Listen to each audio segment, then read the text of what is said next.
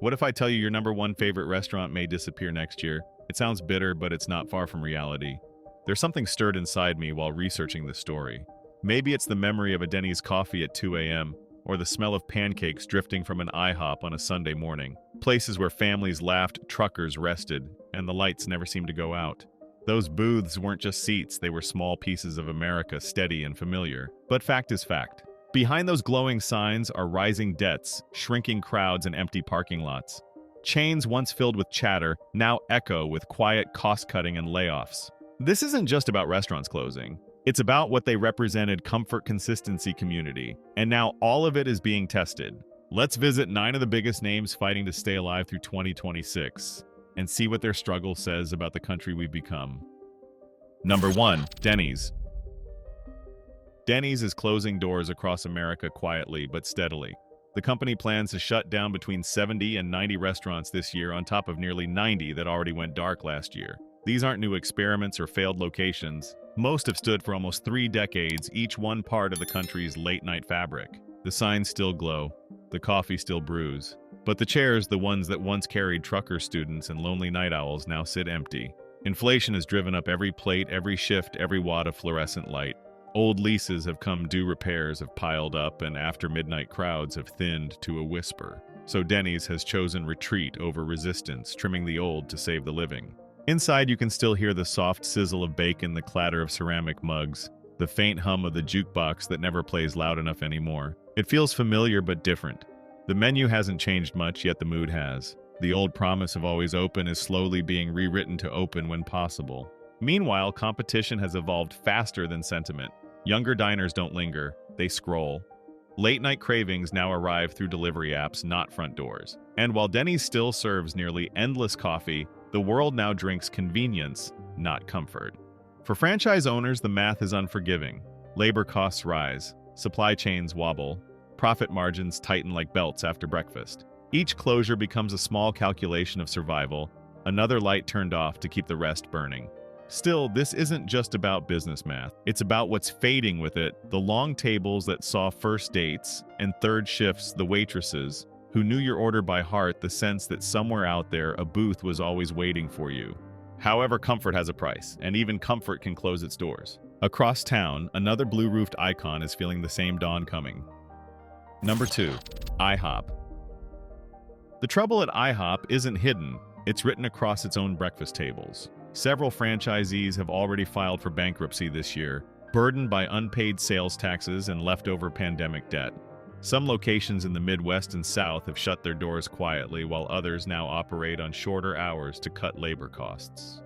The company's parent Dine Brands refinanced nearly $1 billion in loans this summer, just to keep its 2 major banners IHOP and Applebee's afloat.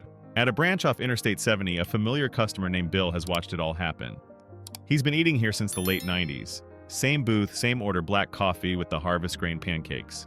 But even he notices what corporate press releases don't say. Used to be 3 waitresses per aisle, he says, stirring his coffee. Now it's just 1, and she runs the register too. The restaurant still smells like syrup and butter, but the sound has changed. The chatter that once filled every booth has thinned into scattered conversations and the metallic scrape of one spatula against an empty grill. Over time, regulars like Bill realized the place wasn't dying from neglect. It was being slowly starved by rising costs and shrinking margins.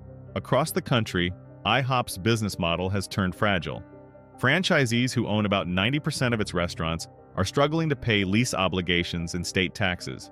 Even then, corporate expects modernization, touchscreen menus, smaller floor plans, delivery counters. Some operators simply couldn't keep up. A few locations never reopened after the pandemic, and others have quietly changed ownership twice in as many years. By contrast, new competitors have adapted faster. Fast casual breakfast chains and drive-through coffee brands now capture younger consumers who used to fill IHOP's morning rush.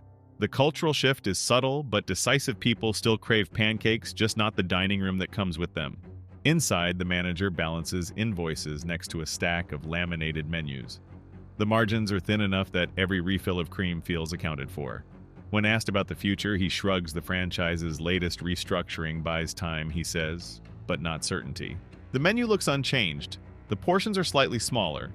The wait is slightly longer. Nothing dramatic, just a slow recalibration of what survival looks like. IHOP's brand was built on permanence, the same blue roof, the same plate, the same comfort every morning. But permanence costs money and the economy no longer eats slowly. From his booth, Bill finishes his coffee and watches the staff close off half the dining room before noon. The blue roof still shines, but beneath it, the math no longer works. Number 3. Applebee's. Compared with IHOP's tax-burdened franchises, Applebee's problems are broader and colder. Where IHOP struggles at the surface, Applebee's bleeds from the core. This is what happens when growth outpaces gravity. By the numbers, the chain's parent company, Dine Brands, has lost nearly 70% of its market value in the past year. Debt stands at roughly $1.5 billion. Last summer's $925 million refinancing package was meant to buy time, not salvation. Same-store traffic has fallen in the low single digits for 6 consecutive quarters, and average check size barely offsets inflation. On paper, the balance sheet still holds. In practice, the margin for error is gone. In theory, Applebee's should have survived. Its model, mid-priced comfort in a family setting, once owned the suburban evening. But after 2 decades of aggressive franchising and debt-driven expansion, its map filled faster than its tables. Market saturation turned from strength to liability, too many restaurants chasing the same neighborhood that no longer exists. In practice, the brand's identity has eroded under the weight of its own scale. The neighborhood grill that promised belonging became an interchangeable box between a Walmart and a pharmacy. The menu hasn't changed much, but consumer behavior has. Families who once lingered now prefer fast casual or delivery-first chains that trade service for speed. Applebee's invested in digital menus and loyalty apps, but technology can't replace culture. Analysts describe it as a liquidity trap disguised as a restaurant. Every dollar of refinancing delays another reckoning interest replaces innovation. Franchisees under pressure are selling back to corporate, shrinking the footprint to survive. The cycle is efficient on spreadsheets, but hollow in spirit. On paper, the chain remains one of America's largest casual dining brands. In reality, it's an empire of leases, not loyalty. Debt can sustain structure. It cannot restore appetite. What's happening to Applebee's isn't a scandal, it's a case study. When consumption softens and capital stays expensive, even a household name becomes a financial instrument first, a restaurant second. The numbers still add up, but the meaning no longer does. The sign still reads, "Welcome to the neighborhood grill." But the neighborhood moved on, and maybe in that silence we learned something larger, that comfort built on credit was never built to last. Number 4. Olive Garden. What happens when a meal that once symbolized comfort begins to cost more than comfort itself? At Olive Garden, that question is no longer abstract, it's measurable. The chain's parent company, Darden Restaurants, reported operating costs rising nearly 9% this year, with commodity and labor expenses leading the surge. Its latest quarterly revenue, about $1.3 billion, still beat expectations, but profit margins slipped as menu prices failed to keep up with inflation. Nearly 40% of locations are now testing smaller portion sizes to control waste and cost, and delivery sales account for roughly 1/3 of total orders. The math still works, but barely. For decades, Olive Garden stood as a symbol of attainable, indulgent soup, salad, and breadsticks that didn't ask you to check your wallet at the door. But lately, regulars have started noticing the cracks. The refill baskets feel lighter, the entrees slightly smaller, and when the check comes, the table goes quiet for a second longer than before. Customer feedback captures that tension perfectly. Still the friendliest place in town, one woman wrote after a recent visit, but everything's just a little tighter now. Another added, "It's good, but it used to feel generous." That word generous shows up again and again. It's what Olive Garden once sold as much as its pasta, the feeling that abundance was affordable. In this climate, warmth itself has become an expense. Rising food and wage costs have forced the chain to streamline service, optimize menus, and re-engineer its value image. On paper, these are strategic responses. In practice, they alter the rhythm of dining. Fewer lingering conversations, quicker table turnovers, tighter smiles. Nothing malicious, just the quiet arithmetic of survival. Yet reviews aren't all grim. Many guests still call it their comfort constant. They praise the attentive servers, the consistency, the family atmosphere that feels unchanged amid chaos. The brand's strength, analysts note, lies in its operational discipline, a model built to endure even when growth slows. But endurance is not the same as ease. Meanwhile, the gap between loyalty and reality widens. Olive Garden remains one of America's most profitable casual dining chains, yet it walks a narrowing line between affection and affordability. Its success now depends not on innovation, but on restraint, knowing how much to give without going broke. And that's the quiet tragedy of modern dining, when even the most welcoming table must count its plates before serving warmth. After dinner, a family of 4 steps into the parking lot, arms full of leftovers. The kids spot a new place across the street, neon bright and buzzing. The father smiles. Maybe next time. The mother looks back at the familiar green sign glowing softly against the dark. Love stayed. The habit couldn't. Number 5. Red Lobsters. Once generosity was Red Lobster's entire philosophy. Endless baskets of biscuits, extra butter without asking, shrimp refills that seemed to appear from nowhere. It felt like a brand built on abundance, not arithmetic. The sea as they sold it was infinite, and for decades that illusion worked beautifully. Back then, the endless idea wasn't just a marketing gimmick. It was a promise that middle-class America could taste luxury without gilt steak and lobster tails, white napkins and candlelit booths priced just low enough to feel fair. Families came for birthdays, graduations, anniversaries. Even people who couldn't afford fine dining elsewhere could afford to feel special here. Red Lobster didn't sell seafood. It sold the experience of being treated well. But as costs rose, that generosity turned against itself. The ultimate endless shrimp promotion, once a lighthearted crowd pleaser, became a financial sinkhole. In the year 2024, the chain reported an estimated $11 million quarterly loss tied directly to that campaign. The math was simple and brutal: soaring shrimp prices, shrinking margins, and guests who ate more than the model could sustain. What was once a symbol of abundance became an open tab the company couldn't close. In reality, the losses didn't stop there. Thai Union, the seafood conglomerate that owned a major stake in Red Lobster, absorbed a $530 million impairment before walking away entirely. By May of 2024, Red Lobster filed for Chapter 11 bankruptcy protection, closing more than 100 locations nationwide by mid-2025.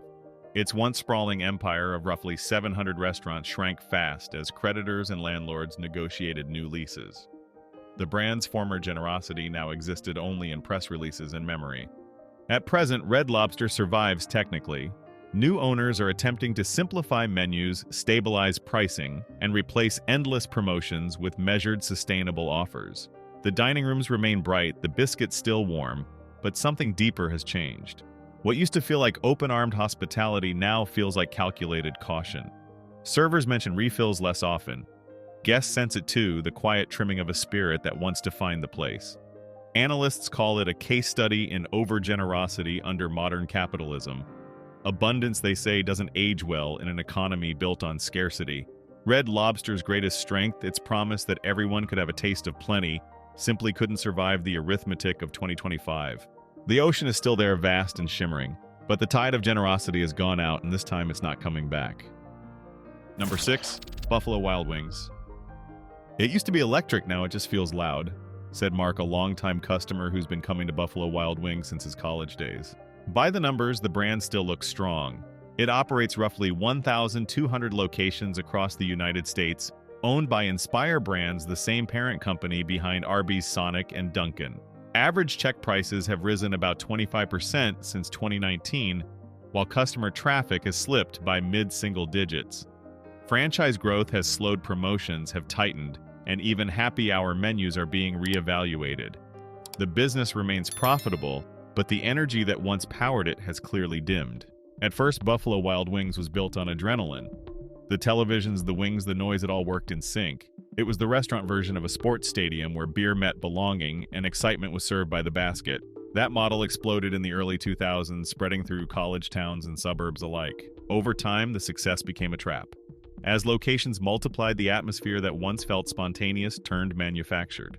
Every wall screen, every menu update, every sauce promotion pushed harder to keep the rush alive. But energy doesn't scale, it exhausts. Prices climbed, crowds thinned, and a generation that once came for games began to stay home with streaming apps instead. In truth, the company tried to adapt. They tested simplified menus, delivery integration, and even digital sports betting partnerships. Yet the core experience, the sensory overload, the spectacle, became harder to sell in a culture craving calm. The more Buffalo Wild Wings tried to shout, the less people wanted to listen. Analysts now describe the chain as a matured brand in an overstimulated market. One marketing executive put it bluntly: They monetized adrenaline until customers needed quiet. That fatigue isn't failure. It's a symptom of how modern dining shifted from communal energy to personal control, from cheering at a table to scrolling alone. Mark still stops by once in a while out of habit. He watches the screens flash, the waiters move faster, and the music fight to fill empty space. It's still Buffalo Wild Wings, just older, louder, and tired. The noise built an empire. The silence might be its only way to survive. Number 7. Subway. We wanted to be bigger than McDonald's. And for a while, we were said a former Subway executive who once oversaw franchise expansion across the Midwest. His tone wasn't proud. It was exhausted. At its peak, Subway operated roughly 44,000 restaurants worldwide, more than any other food chain on Earth. From New York to Nairobi, from small-town gas stations to downtown malls, the brand's green and yellow logo became a symbol of relentless reach. But as growth spread, cracks began to show. The plan to open everywhere became a trap that ate itself from the inside. Each new location competed with another. By 2015 in the United States alone, many franchises were less than 2 miles apart. Margins thinned, rents rose, and franchisees found themselves cannibalizing one another's sales. You can't survive when your competition wears the same logo, one former owner said after closing her store in Ohio last year. Eventually, the numbers turned brutal. More than 5,000 U.S. stores have closed over the past decade. The global footprint fell below 37,000 by 2025. The brand that once prided itself on accessibility had become overexposed, familiar to the point of fatigue. Even the menu, once praised for freshness, struggled to convince. Eat Fresh became an echo of a promise that no longer felt true. As the walls closed in, the company tried everything: loyalty apps, new bread recipes, redesigned stores. But reputation lagged behind reality. The Jared Fogle scandal still haunted its public image, and food quality perceptions never fully recovered. Meanwhile, newer sandwich concepts, local, artisanal, or fast casual, began pulling in the very audience Subway had created. In 2024, Roark Capital, the same firm behind Dunkin', Arby's, and Jimmy John's, bought Subway in one of the largest quick-service acquisitions of the decade. Analysts framed it as both rescue and reckoning, the end of the chain's founder-led independence and the start of a necessary contraction.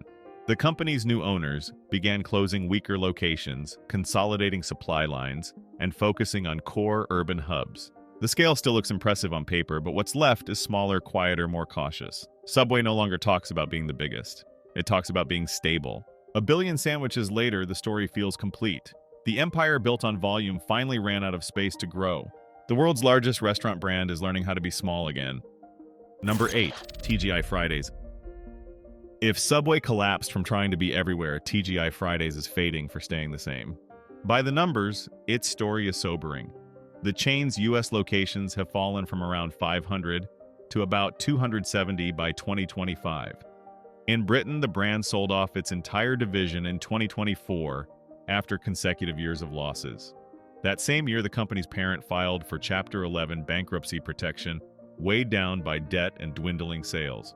Industry traffic has fallen more than 30% since 2018, and what was once a bustling Friday night scene now flickers under half-filled tables and soft, recycled playlists. TGI Fridays was once a pioneer. In the 1980s and 90s, it reinvented American casual dining: upbeat servers, big portions, the sense that celebration didn't need a special occasion. It was young, loud, and confident, a cocktail napkin empire built on optimism. But optimism has a shelf life. Unlike Subway's overexpansion, Fridays stayed still while the market shifted around it. As revenues fell, competitors sprinted ahead: Chili's, Applebee's, and dozens of fast casual newcomers cut menus, rebranded interiors, and leaned into delivery long before Fridays even reacted. Franchisees complained of aging decor, overcomplicated food prep, and menus that no longer spoke to anyone under 40. Rent climbed, wages rose, and Fridays kept hoping the old crowd would return. "We kept waiting for the weekend rush," said one former manager from Texas. "It never came back. We built everything for a kind of Friday that doesn't exist anymore." Meanwhile, cost shredded the middle ground. The same diners who once filled its booths now divide between fast casual convenience and high-end experience dining.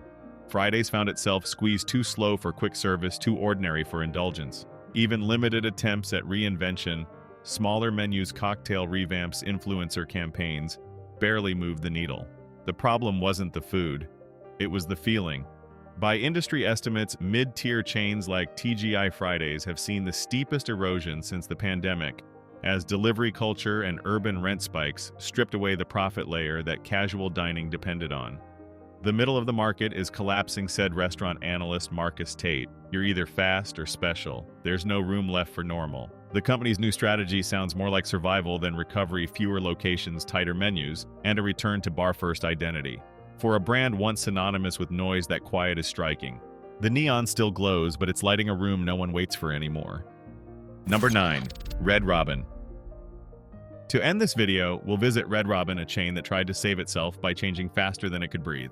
At first, the idea looked smart. After the pandemic slump, Red Robin launched a sweeping reinvention plan: new menus, remodeled interiors, digital systems, and delivery tie-ins all at once. But reinvention has a cost. By 2023, the company reported net losses nearing $60 million, same-store traffic down double digits compared to 2019, and sales slipping another 8% year over year. On paper, it looked like progress. On the floor, it felt like pressure. As the remodels spread, debt rose, and patience thinned. The brand still operates roughly 500 U.S. restaurants, but many now run on leaner crews, one less cook per shift, one fewer server on weekends. New uniforms, brighter walls, faster tablets, but the rhythm never truly caught up. They keep changing the menu, one kitchen worker told a reporter, but not the hours. Inside, the effort shows. Fresh paint glows beneath fluorescent lights, but the booths still carry the scuffs of years past. A family sits near the corner, half their table, cleared, the kids scrolling quietly while the staff rushes by. The fryer hisses louder than the conversations. The place feels both alive and exhausted, like a heart still beating after a marathon. By last quarter, analysts began describing Red Robin as a turnaround case racing its own limits. The company wanted to modernize, streamline, and rebrand for younger audiences, but every fix came with friction. Rising wages, delivery fees, ingredient costs, and loan payments left little room for the optimism that new paint once promised. Change, it turned out, couldn't be scheduled. On a weekday evening, long after the dinner crowd is gone, 2 employees stack trays in silence. The sound of dishes clattering echoes off the tiled walls. One glances at the clock. Another wipes down a counter that's already clean. The manager steps out, locks the door, and for a moment, the neon reflection in the window looks brighter than the sign itself. No one says it, but the truth hangs in the air. Sometimes the hardest part of saving something isn't what you change, but what you lose along the way. In the hum of the kitchen fans, America's hunger for change still echoes, softer now, but still there. Thank you for staying with me until the end. If you've watched all 9 stories, you've seen more than restaurants closing. You've seen a portrait of America in transition. Each flickering sign, each quiet dining room, each tired worker says the same thing: we're living through a time of readjustment. Prices, habits, communities, they're all shifting, trying to find balance again. It's easy to mistake this moment for decline, but history tells us otherwise. America has been here before, in the recessions of the 70s, the dot-com crash, the financial crisis, and every storm in between. Each time it stumbled, it crawled, but it learned. The power of this country has never been its perfection, it's been its persistence. Today's empty booths and shrinking menus don't mark the end of anything. They mark the pause before reinvention. Behind every closing store, there's someone planning the next one. Behind every job lost, there's a lesson being rewritten. So as we turn off the neon lights and step out into the quiet, let's remember the United States doesn't stay down for long. It bends, it breaks, it rebuilds, because its strength has never lived in walls or signs, but in the people who keep showing up, keep working, and keep believing tomorrow will be better. That belief is what made America great before, and it's what will make it great again. This video does not promote division within the United States or encourage segregation. All content is presented for the purpose of exploration, analysis, and fostering discussion based on current events, public sentiment, and social trends. We fully respect the United States Constitution and all federal regulations. If today analyzes made you think, drop a comment so we can keep the conversations going. And don't forget to like, subscribe, and hit the bell so you will never miss our next independent deep dive.